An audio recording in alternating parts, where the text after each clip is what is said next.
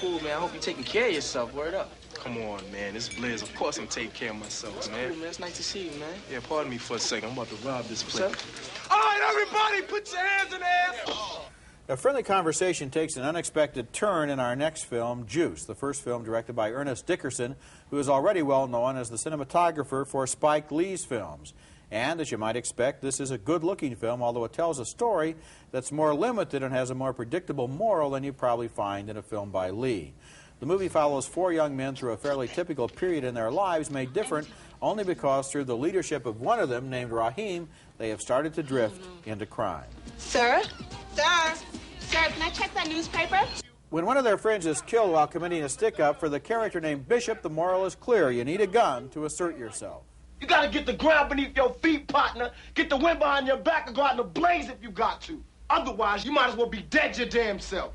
The young men feel even more need for a gun when their leader, Raheem, talks them into robbing a neighborhood grocery store. Look, old man Quillis is not going to draw on somebody that got a gun on him. Don't worry about it. It's going to be a piece of cake, Q. Yeah, man, it'll be a piece of cake. One of the movie's subplots evolves around the musical ambitions of the character named Q. The planned robbery is scheduled on the same night as his competition in a big DJ contest.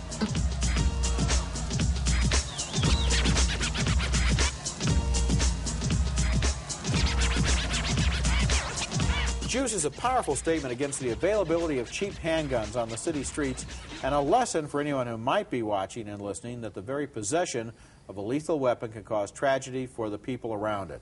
The movie's bleak message seems to be that guns are manufactured to be fired. You know what they say? That a hammer finds a tack? And that irresponsibility about their sale and use leads to the destruction of lives.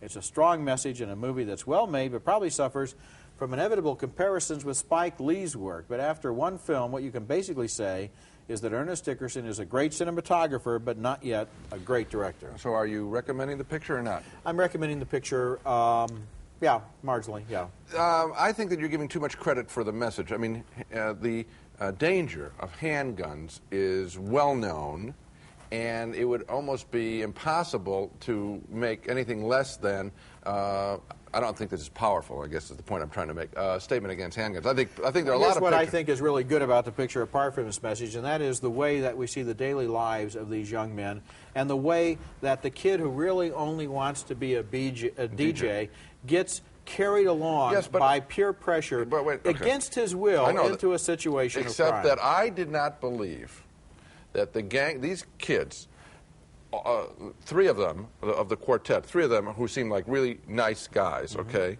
and I'm talking about how the actors are coming across, would continue in this violent world. The movie is about the dynamic that gets them into a situation that they don't want to be in. I can understand the first shot. I cannot understand being around on subsequent shots, and that I just didn't buy it as a movie, and it could have been taking place in South Carolina in the country, and I would have found this picture to be a fault. Well, I think it's really easy. It's an easy subject area to do.